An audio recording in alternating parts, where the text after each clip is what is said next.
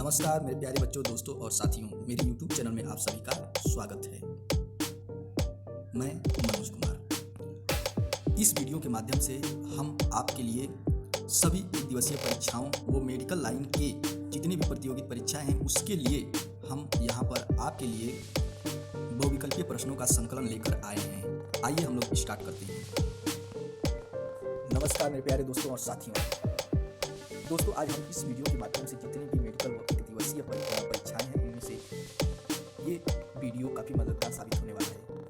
तो चलिए चलते हैं, स्टार्ट करते हैं। देखिए, वनस्पति जगत, इसमें आप लोगों का ये पार्ट 3 है और इसमें जो है 28 क्वेश्चन समाहित होंगे जो आप लोगों के परीक्षा के लिए काफ़ी मददगार होंगे। इस पूरे वनस्पति जगत के 4 पार्ट हैं, चारों पार्ट आप लोग देखेंगे तो 111 क्वेश्चन आप लोगों का कंप्लीट हो जाएगा। प्रश्न संख्या 57। फर्म में अर्धसूत्री विभाजन होता है। ए बीजाणु अंकुरण में, बी युग्मक के निर्माण में, सी बीजाणु के निर्माण में, डी पुंधानी तथा स्त्रीधानी के निर्माण में। चलिए, फर्म में अर्धसूत्री विभाजन होता है, जल्दी बताइए उत्तर आप लोगों के हाथ में। चलिए सुनिए उत्तर जो है बीजाणु के निर्माण में। ठीक, इस प्रश्न का उत्तर जो है बीजाणु के निर्माण में। ठीक है, इसका उत्तर होगा आइए। ठीक है, फर्म में अर्धसूत्री विभाजन होता है बीजाणु के निर्माण में। अब हम लोग चलते हैं अगला क्वेश्चन। अगला क्वेश्चन क्या कह रहा है भाई, देखिए ध्यान से। 58। जंगली पौधों को अधिक संख्या में उगाना चाहिए क्योंकि ये अच्छा स्रोत है। जंगली पौधों को अधिक संख्या में उगाना चाहिए क्योंकि ये अच्छा स्रोत है। जल्दी बताइए। उच्च पोषक तत्व वाला जंतु के भोजन का, असंतृप्त खाद्य तेल का, बीमारी तथा पेस्ट निरोधक चीनों का, बहुत दुर्लभ और दवाइयों में उपयोग होने वाले फल का। जल्दी बताइए। प्रश्न संख्या 58 और उत्तर जल्दी बताइए। देखिए, इसका जो उत्तर होगा ध्यान से समझिएगा मेरे भाई दोस्तों। बीमारी तथा पेस्ट निरोधक चीनों का, ठीक है, ये काफी अच्छा स्रोत माना जाता है। ठीक है, कौन सा? जंगली पौधों को अधिक संख्या में उगाना चाहिए क्योंकि ये अच्छा स्रोत होते हैं बीमारी तथा पेस्ट निरोधक चीनों का। ठीक, आगे चलते हैं। अगला 59। प्रश्न संख्या 59।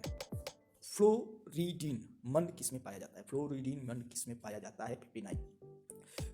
Chlorophyceae, Rhodophyceae, Myxophyceae, Cyanophyceae. चलिए उत्तर बताइए फटाक से। तो उत्तर सुनिए। इस प्रश्न का जो उत्तर होगा रोडोफाइसी। रोडोफाइसी इसका उत्तर है। ठीक, अगले प्रश्न पे चलते हैं। अगला प्रश्न है प्रश्न संख्या 60। एक शोध के छात्र ने कुछ शैवाल संग्रहण किया और पाया कि इसकी कोशिका में क्लोरोफिल ए तथा क्लोरोफिल बी के साथ साथ फाइकोइरिथ्रिन भी उपस्थित है। यह शैवाल किसके सदस्य हैं? Rhodophyceae, Bacillariophyceae, Chlorophyceae, Phaeophyceae. जल्दी बताइए। Question number 60। चलिए, क्वेश्चन नंबर 60 का जो उत्तर है वह ऑप्शन नंबर 1 हो जाता है, रोडोफाइसी। ठीक, अब हम लोग चलते हैं प्रश्न संख्या 61 पर। प्रश्न संख्या 61। प्रश्न संख्या 61 कह रहा है साइकस में 2 बीज पत्र होते हैं लेकिन आवृत बीजी में नहीं रखे गए हैं क्योंकि नग्न बीजांड होते हैं। एक बीज के जैसा दिखाई देते हैं। सरसिनेट, वर्नेसन, डी संयुक्त पत्तियां। तो जल्दी से बताइए 61 का जो आंसर होगा वह आंसर जो है, चलिए उत्तर देख लीजिए, नग्न बीजांड में होते हैं। ठीक है, तो ये कह रहा है साइकस में 2 बीज पत्र होते हैं लेकिन आवृत बीज में नहीं रखा जाता है क्योंकि इनमें नग्न बीजांड होते हैं। ठीक है, इनमें जो है नग्न बीजांड उपस्थित होते हैं। ठीक, आगे चलते हैं। 61 क्या कह रहा है? सॉरी 62। 62 क्वेश्चन। निम्नलिखित में से कौन सा पौधा बीज बनता है लेकिन फूल नहीं? मक्का, पुदीना, पीपल, पाइनस। इसमें से कौन सा ऐसा पौधा है जो फल तो देता है लेकिन फूल नहीं देता है? यह 62वां क्वेश्चन है। चलिए उत्तर देखिए भाई। पाइनस एक ऐसा पौधा है, मतलब ये पौधा है जो फूल नहीं देता है। ठीक, अगला प्रश्न 63 पे चलते हैं। प्रश्न संख्या 63 क्या कह रहा है? निम्नलिखित में से कौन आवृत बीजी में बिना अपवाद के हैं? भाई कैसा, कौन सा आवृत बीजी बिना अपवाद का के हैं? ठीक है, नलिका की उपस्थित द्विनिषेचन, द्वितीय वृद्धि और स्वपोषण। ठीक है, इनमें से क्या है? 63 की बात की जा रही है प्रश्न संख्या। चलिए, तो द्विनिषेचन इसका जो है, ठीक है, बिना अपवाद के हैं, ये माना जाता है। ठीक, अगला प्रश्न है। ठीक है, अगले प्रश्न पर हम लोग चलते हैं। प्रश्न नंबर जो है 64 64। थोड़ा सा ध्यान से देखिएगा इसको। महत्वपूर्ण क्वेश्चन। स्पाइरोगारा में लिंगी प्रजनन विकास के लक्षण हैं क्योंकि यह प्रदर्शित करता है कार्य रूप से विभेदित जनन अंग, विभिन्न आकार के चल जनन अंग, समान आकार के चल जनन अंग और विभिन्न आकार के चल जनन अंग। ठीक है, जल्दी बताइए, फटाक से बताइए कि इसमें क्या है।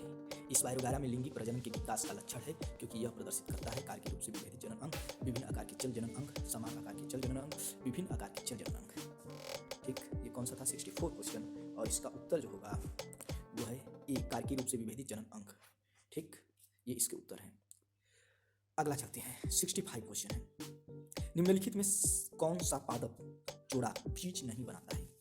निम्नलिखित में से कौन सा पादप जोड़ा बीज नहीं बनाता है? भाई कोई ऐसा पादप जोड़ा इसमें होगा जो बीज का निर्माण नहीं करता होगा, वो कौन सा है?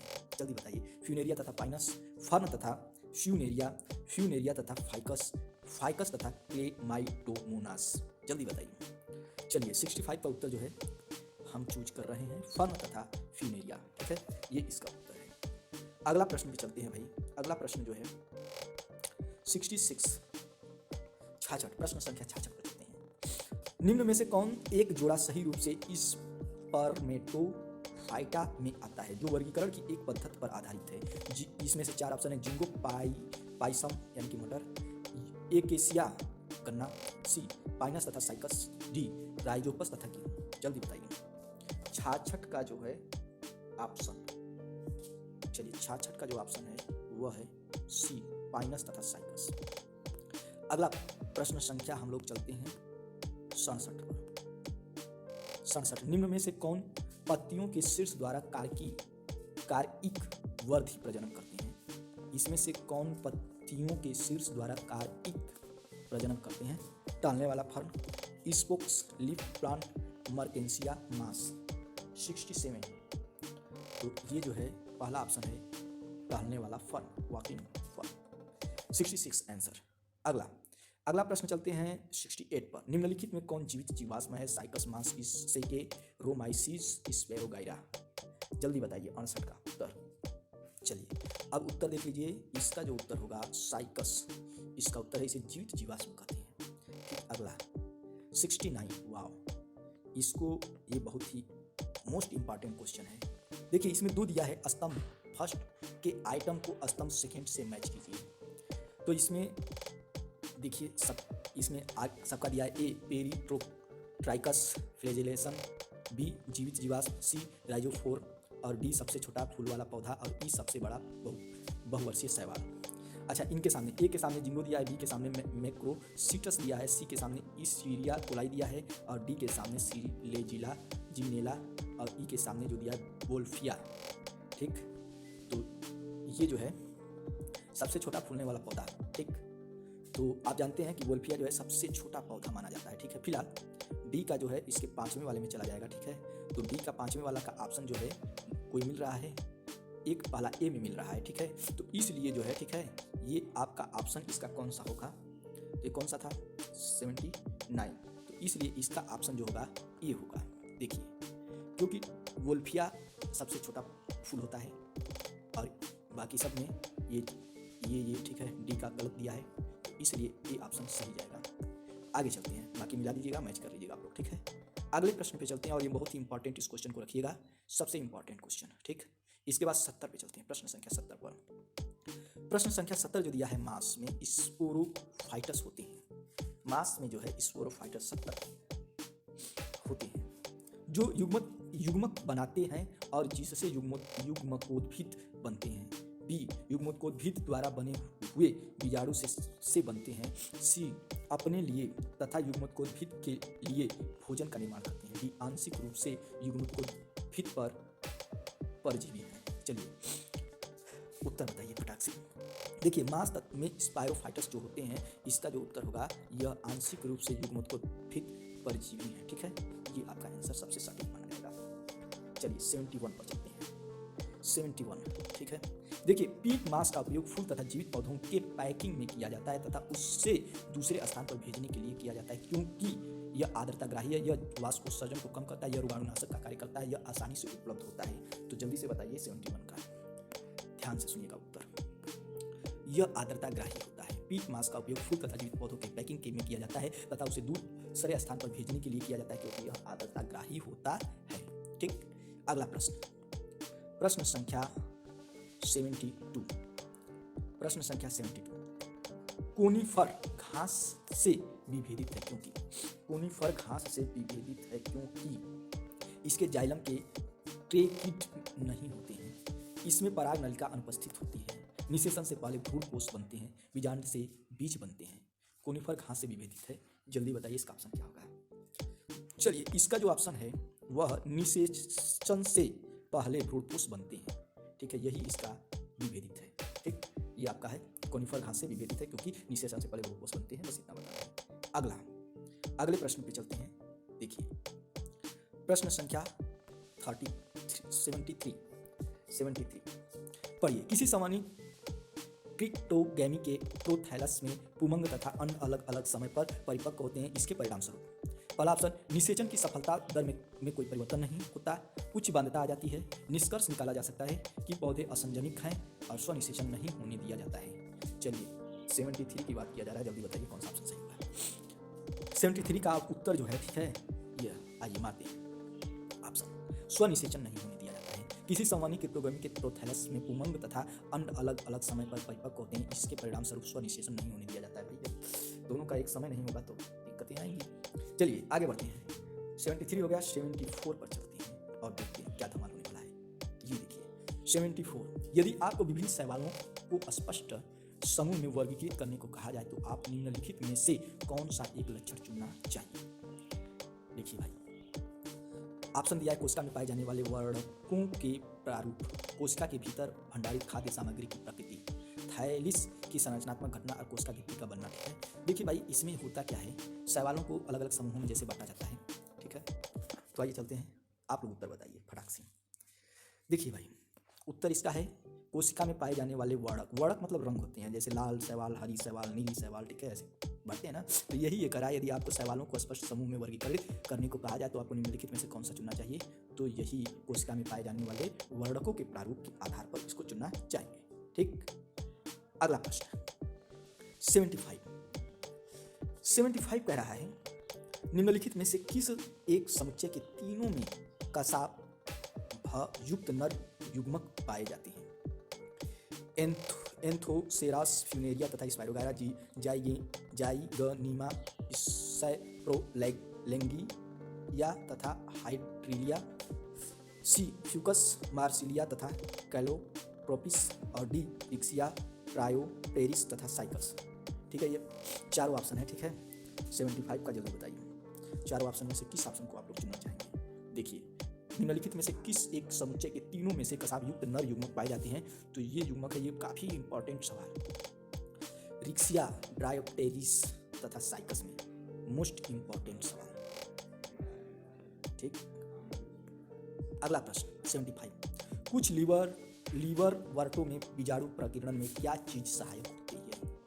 इलेटर, इंड्यूसियम, कैलिप्टा, परिमुख तंत्र। तो इसमें से कौन सा ऑप्शन होगा 76 का, जल्दी बताइए। 76 का ऑप्शन उत्तर इलेटर इसका उत्तर होगा। चलिए आगे बढ़ते हैं। 77, देखिए भाई, अनावृत बीजी में पराग कक्ष क्या होता है। तो अनावृत बीजी में पराग कक्ष जो होता है, परागकण के भीतर का एक कोशिका जिसमें पुमंग बनते हैं, बीजांड के भीतर का एक गुहा जिसके भीतर परागण के बाद पराग भंडारित किए जाते हैं, गुरु युग्मकोद्भिद के भीतर का एक छिद्र जिसमें से होकर पराग नलिका अंड तक पहुंचती है, या डी लघु बीजाणुधानी जिसके भीतर परागकण विकसित होते हैं। तो ये प्रश्न आपका 77 है, जल्दी बताइए।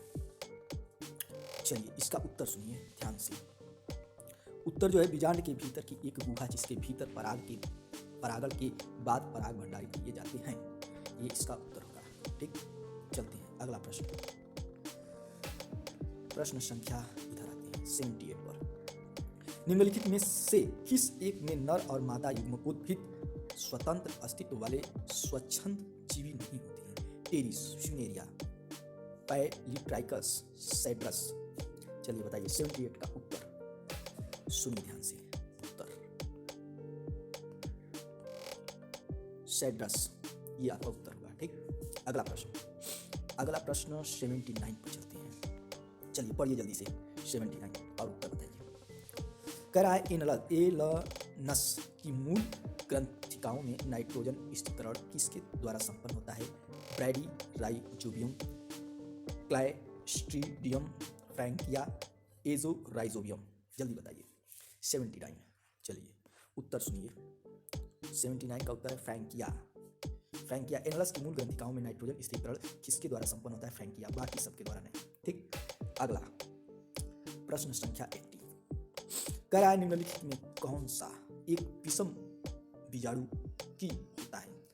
Dryopteris, सैलिवनिया, एडिएंटम, equisetum. 80 का बताइए। चलिए उत्तर सुनिए कि 80 का क्या होता है। सैलिवनिया, सैलिवनिया, सैलिवनिया। 80 का जो उत्तर है सैलिवनिया है।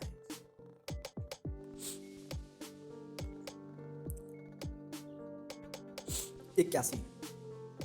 निम्नलिखित में से किस एक विकल्प में दो ऐसे मुख्य लक्षण दिए गए हैं जिनके आधार पर नीटम को साइकस तथा पाइनस से अलग पहचाना जा सकता है और साथ ही जो उसकी आवृत बीजियों के साथ बंधुता दर्शाती हैं? ठीक है, 81 का क्वेश्चन। इसके 4 ऑप्शन हैं। ठीक है, रेजिन वाहिनियां तथा पत्ती शिरान्यास की अनुपस्थिति, वाहिका तत्वों की उपस्थिति तथा स्त्रीधानियों की अनुपस्थिति, परिदल पुंज तथा 2 अध्यावरण, भ्रूण परिवर्धन तथा शीर्षस्थ विभ्रज्योतक। चलिए इसमें से उत्तर बताइए 81 का। देखिए भाई, निम्नलिखित में से किसी एक विकल्प में से 2 मुख्य लक्षण दिए गए हैं जिनके आधार पर नीटम को साइकस तथा पाइनस से अलग पहचाना जा सकता है और साथ ही उनको आवृत बीजों के साथ बंधुता दर्शाते हैं। तो ये जो ऑप्शन है यह है 81 का पी। 81 का भी ऑप्शन आपका सही होगा। ठीक, अगला 81 का बी। 82 पर चलते हैं। हाइपैंथोडियम प्रकार के पुष्प क्रम से बनने वाला फल को क्या कहते हैं? हाइपैंथोडियम प्रकार के पुष्प क्रम से बनने वाले फल को क्या कहते हैं भैया? 82 का कैरियोप्सिस, बी साइकोनस, सी सोरोसिस, डी हेस्पेरिडियम। तो 82 का बी जो है साइकोनस, साइकोनस इसका उत्तर होगा। चलिए 83 का। निम्नलिखित में से कौन सा एक पौधा उभयलिंगाश्रयी है? निम्नलिखित में से कौन सा एक पौधा उभयलिंगाश्रयी है? ठीक, ये कौन सा था भाई? 83 का। 83 का एक पाइनस इसे बोलते हैं, पाइनस, पाइनस। ठीक, ये इसका उत्तर है पाइनस। 84 जो है, ठीक है, 84 निम्नलिखित में से किस एक का जीवन चक्र अगुणितिक प्रकार का होता है? अगुणितिक प्रकार का होता है। ठीक है, यह इस संकलन का लास्ट क्वेश्चन है। निम्नलिखित में से किस एक का जीवन चक्र अगुणितिक प्रकार का होता है? तो ये इसका जो ऑप्शन होगा गेहूं, आस्ट्रीलेबो, पैटलीट्राइकम, फ्यूनेरिया। जल्दी बताइए। इसका जो ऑप्शन होगा ये बी ऑप्शन होगा। ठीक है, ये आस्ट्रीलेबो।